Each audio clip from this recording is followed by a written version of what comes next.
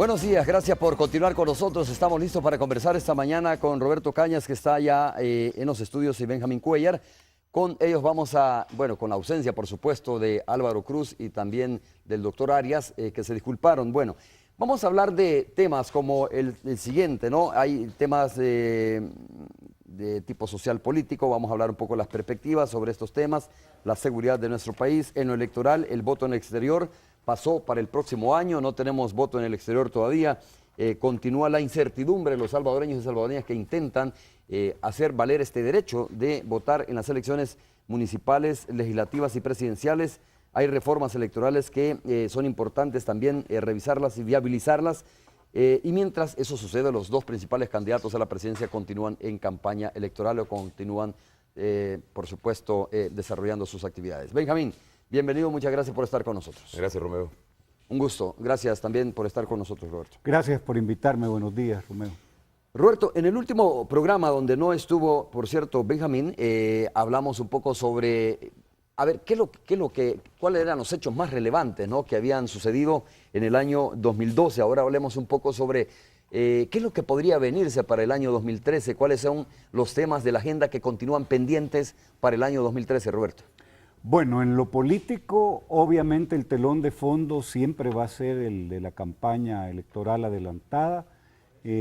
Alrededor de eso va a girar todo, lo que se diga, lo que no se diga, lo que se haga, lo que se deje de hacer, va a tener un componente pensado por la clase política en términos de si eso gana votos o hace perder votos. Con ese telón de fondo uno puede poner en perspectiva lo político, y ahí entra el tema de haber pasado hoy en diciembre la elección o la decisión, perdón, en la Asamblea Legislativa del voto en el exterior. Son 110.000, unos hablan de 160.000 personas que podrían votar en el extranjero en el caso que se aprobase. Hay cálculos, hay partidos que dicen, mejor no aprobemos eso porque quizás al aprobarlo no nos va a beneficiar. Hay que recordar que... O sea, no me va a beneficiar como partido. Como partido, claro. Por supuesto que a la ciudadanía no se le puede negar el derecho al voto. Desde un enfoque de derecho no hay vuelta de hoja, hay que aprobarlo. Estoy poniendo un poco en perspectiva, más allá de la anécdota, cuáles son las valoraciones de los partidos para pasarlo para el otro año. FUNE ganó con 69.412 votos, o sea que si se hacen cuentas en esa lógica puramente inmediatista, no de enfoque de derecho, pues a lo mejor para algunos partidos les hace que pensar el asegurar el voto, y empiezan con las excusas, que es muy caro, que es muy complicado. La verdad que no hay excusas, debería de aprobarse, es un derecho que tienen los salvadoreños que viven fuera a votar. Eso para mí no hay vuelta de hoja. Bueno, o sea, los cálculos que están haciendo y los argumentos, como tú dices bien, Roberto, que están poniendo es, bueno, mire, costo-beneficios, ¿no? No sé si deba, en el caso de cuando se habla de elecciones y de que la democracia sea más representativa, se tiene que hablar de costo-beneficios, porque alguien dijo, mire, ¿de qué me sirve a mí comprar una finca si para llegar a la finca necesito comprar un helicóptero? Eso lo dijo Mario Valiente haciendo una comparación de costo-beneficios en el tema del voto en el exterior. Pero, Benjamín, ¿tú estás de acuerdo que lo político electoral va como a eclipsar la temática o los demás temas en el próximo año? No, yo creo que va a, como dicen ahora, inventándose nuevos verbos, a agendar, ¿verdad? Todo lo que ocurre en el país de aquí a las elecciones, ¿verdad? Inclusive este movimiento por defensa de los cambios, ¿verdad? Pero agendar en el sentido de que, bueno, se agenda, o sea, pero todo va a responder sí, pero, a los votos, a sí, las elecciones. El clima va a permitir Correcto. desarrollar, concretizar esas cuestiones que se agenden. Va a depender si conviene o no políticamente, según la agenda de cada partido político, de cada candidato. El tema este del voto, por ejemplo, ya muy bien lo retrataba Roberto, lo que está en juego. Lo que está en juego no es si son ciudadanos con derecho a votar, porque eso está en la Constitución, ¿verdad? Que tengan toda la legitimidad del mundo para votar está en las remesas. No lo digo por verlos como remeseros, pero son los que en buena medida sostienen al país, no dejan que se caiga el país. No digo que absolutamente, pero en buena medida sí. Y es ciudadanía que está reclamando algún sector de esta población en el exterior está reclamando que se poder ejercer ese derecho. Incluso recientemente se acaba de hacer, yo no estaba acá, pero se acaba de hacer el Congreso de los Salvadoreños en el Exterior, en Tehuacán, en San Vicente. Un saludo para los amigos de salvadoreños en el exterior, en el mundo. Y una de las demandas que las traía aquí al país, ¿verdad?, además del hecho de realizar el Congreso, era precisamente mover las cosas en la Asamblea Legislativa para que se aprobara el voto en el exterior. Hay gente que cuestiona esto porque nunca van a decir, es que no me conviene políticamente. Sí, claro. Digo, en los partidos políticos. Los argumentos serán otros, ¿no? Son otros, sí. El costo. Bueno, el costo, beneficio, de manera económica, lo están viendo de manera económica. Los ven como remeseros a los salvadoreños en el exterior y a las salvadoreñas, y ven que el voto es costo, demasiado costo. Yo creo que habría que tomarse en serio, ¿verdad? Al igual que, tomarse en serio lo que se prometió con este gobierno. Este gobierno se prometió que al final de su mandato iba ya a estar aprobado el voto en el exterior. Claro, pero este gobierno dice que está listo, ¿no? Incluso el FMLN, Benjamín dice, estamos listos, sí, para aprobar la ley en la Asamblea Legislativa. Como estaban listos para aprobar el préstamo para agricultura, el préstamo para salud, y tuvieron una retranca, pero se saltaron esa retranca o la votaron, ¿verdad? Ese obstáculo que existía, ¿cómo? No sé. Pero para eso existe lo que se llama negociación, sentarse a negociar, ¿verdad? Tomando en consideración que, como primer cosa, no si me conviene, no políticamente o electoralmente, sino que el derecho que tiene la gente a votar. O sea, los salvadoreños en el exterior, yo considero, no sé si estarán de acuerdo ustedes conmigo, tienen distintas características a otras poblaciones, ¿verdad? Latinas en el exterior y sobre todo en Estados Unidos y en Canadá, ¿verdad? Hay muchos clubes, mucha organización, que no es precisamente organización política, sino que es organización social, comunitaria, pero que eso, ¿verdad?, es lo que aflige a los partidos políticos acá. Pero no está en discusión el derecho de ellos, obviamente lo reconocen todos los partidos políticos. Digo, el punto es que deben de ponerse de acuerdo todos los partidos. De nada sirve que 4 partidos estén de acuerdo, pero si un partido mayoritario, como es el Partido Arena, no quiere dar los votos o no está de acuerdo todavía en aprobar la iniciativa. Más allá de reconocer que sí tienen derecho, Roberto, los salvadoreños en el exterior, pues. Por eso, pero lo que puede hacer la diferencia es una sociedad demandante que haga prevalecer el derecho de los salvadoreños en el exterior a votar y que pueda ir quitando todo ese tipo de argumentos que son pretextos, como que es muy caro, que es complicado. Cuando uno revisa la experiencia... Que nadie va a votar. Que nadie va a votar. La experiencia internacional se puede hacer por correo electrónico, adelantado, en las embajadas. Es decir, hay bastantes maneras de hacerlo. La cantidad, 160,000, 110,000, es una cantidad absolutamente manejable. No se puede decir que es tan complicado porque es un número muy grande, eso no es cierto. Entonces el cálculo es más político electoral, ¿crees tú? Totalmente, es valorar que aprobarlo puede hacer la diferencia y que pueden ganar o perder las elecciones si los salvadoreños en el ¿Y quien se oponga votan. crees entonces que así debería ser lógicamente, que cree que no le favorece esta situación? Exactamente, eso es la única cosa que puede tener sentido, que está disimulado, que está fingido con esa idea que es demasiado caro. Pero es que la democracia y los derechos son caros, el derecho a la salud, el derecho a la vida son los más caros porque es lo más importante de un ser humano. Y también los derechos políticos como tener libertad de expresión, libertad de elección. Así que yo pienso que en esto hay para ahora, vacío al terminar del año, pero si lo vemos en perspectiva, ojalá que los diputados hagan una agenda de la mora que tienen de anteproyectos de ley que no han aprobado. ¿Como cuáles, por ejemplo? ¿Cuáles? Uno, los diputados pospusieron la aprobación definitiva de las reformas al Código Electoral que permiten votar por lista con foto de manera permanente. Es decir, no se ha logrado pues que eso se convierta en una cosa definitiva. No se aprobó la ley que permite que el patrimonio que se le quita a las personas vinculadas con el narcotráfico, con el lavado de dólares, se puedan tomar, porque ahí es donde les duele más a los narcotraficantes y a los del crimen organizado que les quiten sus bienes. Entonces esa ley no se ha aprobado. hay una mora, yo diría que en serio, si los diputados quieren comenzar bien el año, deberían de aprobar esta cuestión de los delitos contra el patrimonio, tener la posibilidad de una lista, la ley de partidos políticos ciertamente, el voto en el exterior, las reformas estas al Código Electoral. Hay una lista larga de aspectos que la Asamblea Legislativa no ha aprobado. Bueno, y se espera que haya reformas también al código penal de nuestro país, ¿no? Y también a la ley penitenciaria, ¿no? Porque son propuestas también, Roberto, que están encaminadas y que están, que están sobre la mesa, que están en discusión, entiendo yo, y en análisis, después de que los principales líderes de las pandillas pidieran precisamente eso. Y la ley, la proscripción de la ley de antimaras. Digo, también. se espera más definición en esas leyes, ¿no? O más debate, Benjamín. Bueno, está sobre el tapete. Ajá. La propuesta presentada por los facilitadores de la tregua y de la construcción de municipios santuarios, que ya dicen que no se llaman así, ¿verdad? Frente a la reacción inicial que tuvo la gente, alguna gente. Yo creo que Roberto dijo algo que es importante, pero hay que completarlo.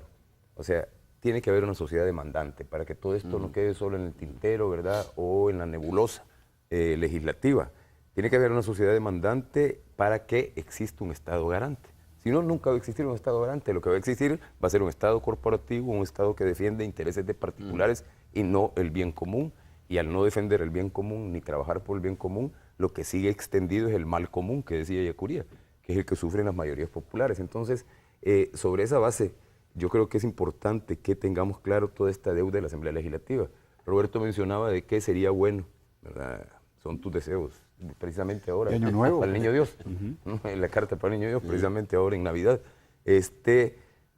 Sobre todo, habría que hacerlo, como lo ha mencionado Roberto. Reformas al Código Electoral. Pero, sí, todo lo que todo el listado largo, ¿verdad? Las reformas al Código Electoral, el tema dentro de eso, el tema de darle permanencia a la elección por persona. ¿Tú no crees por que partido, debería incluirse la ley de partidos políticos? la reforma debería incluir la fotografía de los candidatos a la presidencia de la República? Es que eso es lo que se trabajó en esta elección pasada. No, los candidatos a la presidencia de la República, ¿no? No, eso yo creo que No es suficiente con todas las fotos que vamos a tener que ver de aquí, No, digo, que ya pero- estamos pero viendo de aquí en adelante. O todos en la cama o todos en el suelo, ¿no? Así como se Por eso. pone la cara o el rostro de los candidatos a diputados y alcaldes, bueno, a diputados principalmente digo, también la gente cree que sería conveniente poner la fotografía del candidato a la presidencia de la República. Seamos pragmáticos, entonces, ahí sí no hay por qué hacer ese gasto. ¿Verdad? Si vamos a ver inundada el país, sus palos, sus postes, sus calles, sus paredes, con la foto, ¿verdad? Ya creo que ya es suficiente, ¿verdad? Incluso eso debería regularse, ¿verdad? A través de una ley de partidos políticos, la propaganda electoral. O sea, esa propaganda adelantada. Aquí debería estarse trabajando ya, ¿verdad? En una demanda ante la Sala Constitucional por ese adelanto de la campaña. De eso se benefician todos los partidos políticos. Todos tú los sabes. partidos políticos, sí, sí. No, Principalmente los que tienen más recursos para hacer una campaña de mucho tiempo. No, sí, ahorita vámonos acostumbrando a la idea de que solo esos partidos van a quedar. Los demás van a ser, no sé si lo van a formalizar, pero han sido y seguirán siendo satélites, ¿verdad? Y eso no nos engañemos. O sea, ya está llamando uno a una gran alianza, ¿va? El otro, los tres partidos, ¿verdad? Bueno, los dos actualmente, Arena y el FMLN, están buscando sus aliados, ¿verdad? Entre los partidos esos. Por ahí se habla del regreso de Joaquín Villalobos, ¿verdad? Que supongo yo que va a venir a engrosar las filas del Partido Demócrata Cristiano, que va a apoyar supuestamente una tercera vía, ¿verdad? Una tercera opción.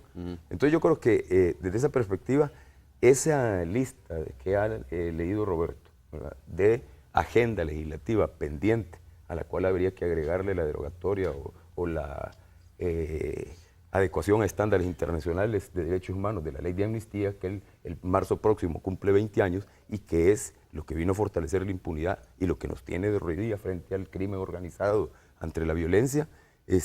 Yo creo que habría que empezar primero porque los diputados no solo empiecen bien el año y tener ese deseo, que cierren bien el año, que no se den ese doble salario que se van a recetar o que ya se recetaron, entiendo yo, ¿verdad? Y la sociedad debería demandar que ese gasto se invirtiera mejor en otras cosas, ¿sabes qué? medicinas para hospitales. Y eso es bien interesante, Benjamín, Roberto, cuando se habla, la sociedad debería demandar, ¿no? A mí me gustó mucho el movimiento que se gestó en torno al decreto 340... 743. 743, ¿ya? Vos crees que era avión. A mí me... Sí, tú vienes de viajar, por eso es que eres, por esos términos. A ver, me gustaría mucho, porque se vio mucha organización, mucha presencia, mucha demanda de la ciudadanía, de la población, quizás ni tan organizada, fíjate, sino espontáneamente hubo movimientos sociales que se fueron adheriendo, agrupando para darle marcha atrás a esto.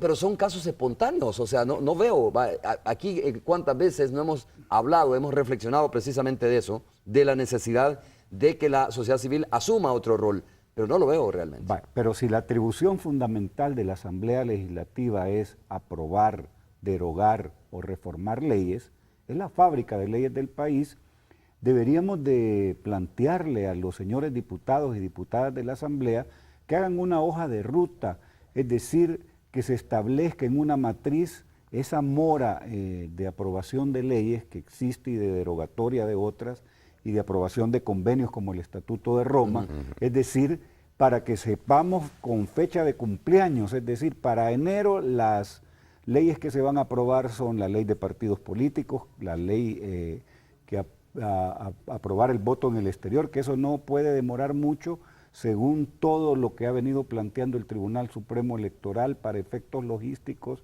Si no se aprueba en enero ya va a ser muy difícil implementarse. Es decir, entonces esto debe tener una línea del tiempo en la cual se defina cada una de estas leyes, el momento en el que se va a aprobar. Así no habría lugar a dudas de... Sí, pero eso sería como el mundo ideal, ¿no? Sí, porque pero... un poco los diputados son como los vendedores del Centro San Salvador, que me perdonen los vendedores por la comparación que estoy haciendo, pero digo, sí, por eso estoy pidiendo disculpas delatadas, Benjamín. Pero digo, los vendedores no se van a ordenar con solo que llegues tú con un micrófono, un megáfono en el día, por favor, usted se viene para 2 metros hacia atrás, etcétera. Lo mismo los diputados no van a establecer esa agenda prioritaria por el hecho, digo, de que haya voces que se los digan. Solo la organización ciudadana, Roberto, y como dice Benjamín, y la presencia de esa organización ciudadana en la Asamblea Legislativa, ¿ya?, puede hacer realmente que se dé prioridades a esos temas que estamos mencionando. Y llevarlo a donde les hace cosquillas, pues. Es decir, los partidos políticos hoy responden al telón de fondo, la campaña electoral. Y si ellos ven que una activación de trabajo les va a ganar votos, pues seguramente lo apoyarían. Y si logran detectar que tiene costos políticos no hacer algo, pues también van a pensarlo.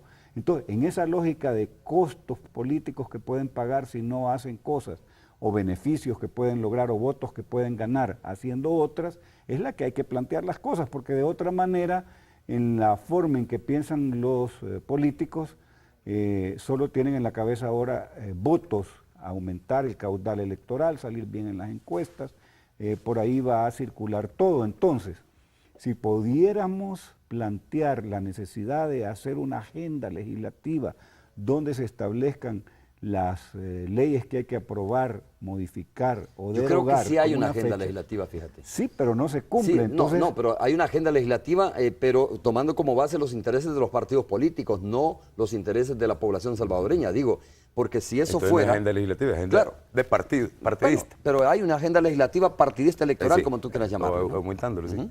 No, yo estoy de acuerdo, sí, precisamente por lo que han dicho ustedes dos. O sea, si no hay una sociedad demandante, nunca va a haber un Estado garante. Se garantice el respeto de los derechos de la ciudadanía o de toda la población, no solo de los ciudadanos de mayores de 18 años, que así está considerado, aunque ya se ha avanzado y los niños y niñas también son ciudadanos, sí, se garantiza con una agenda legislativa de país, no de partidos. Y para eso hay que demandar. Miren, yo creo que es importante tener en cuenta algo. Uno, en El Salvador la justicia, ¿verdad?, es discrecional, ¿verdad?, es selectiva, no es una impunidad absoluta. Hay casos que se resuelven. ¿Por qué se resuelven algunos casos? Bueno, voy a hablar de la posguerra de hace 20 años, 21 años. Por el poder que está detrás, ya sea de la parte demandada o de la parte demandante. Si la parte demandada tiene un poder superior al otro, ¿verdad?, y ha cometido un delito, queda en impunidad. Pero si la parte demandante tiene un poder, ejerce ese poder, ¿verdad?, y demanda que se respete y se haga justicia, se consigue. Ejemplo, ¿verdad?, caso de Ramón Mauricio García Prieto, aunque no hay una justicia total, pero sí se se sentenciaron a 2 de los autores materiales de este caso, que ocurrió el 10 de junio de 1994. Y además se logró una condena en la Corte Interamericana de Derechos Humanos. Solo estos 2 señores, ¿verdad? ¿Cómo lograron enfrentarse al poder, al otro poder? Bueno, buscando la solidaridad de la gente, pero también trabajando, pidiendo el apoyo, el acompañamiento de una institución como la UCA, ¿verdad? Y de ahí en adelante llevamos el caso. Eso permitió, y quiero poner estos ejemplos concretos, que después Rosalía de Vilanova, mamá de Adriano Vilanova, ¿se acuerdan aquel estudiante de medicina que fue asesinado por Policía Nacional Civil antes de cumplir una década, la nueva policía? Se condenaron a los autores materiales. Hubo otros casos como el del cadete que fue asesinado, o por lo menos murió en el hospital militar, pero fue víctima de una patada que le metieron en la escuela, ¿verdad? Esa gente llegó al IDUCA a pedir ese acompañamiento porque vieron que con eso podían lograr cierto poder. Pero te has fijado, tú has descrito pero solo termino, casos extremos, ¿no? Solo termino. O sea, el IDUCA no ha intervenido en casos como el de Alison Renderos, ¿verdad?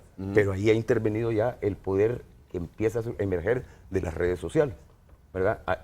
Alison Renderos era una atleta, ya toda la gente lo sabe, de 16 años, que fue asesinada, secuestrada primero y asesinada 20 días después, o apareció su cadáver 20 días después. Parece que estuvo con vida mucho tiempo, y ahí no intervino el IDUCA, ¿verdad?, ni otra organización de derechos humanos acompañando a las víctimas, sino que fue el poder de la gente, la indignación de la gente. Ahí está planteando una agenda del órgano judicial, es decir, vis a vis a una agenda del órgano legislativo, correcto. Sí. Hoy hay una necesidad también de proponer la elaboración de una agenda del órgano judicial que establezca que esa mora que hay en la sala de lo constitucional y en las otras salas de la Corte se vaya disminuyendo. Claro, se vaya depurando, ¿no? Pero ponía estos ejemplos porque ahí hemos estado trabajando nosotros más. Pero qué interesante, yo tengo que hacer la primera pausa, fíjate, Benjamín, pero interesante, los ejemplos que tú has puesto es casos extremos, digo yo, donde ha habido víctimas, donde los familiares, producto de ese dolor han luchado, ¿no? Sí.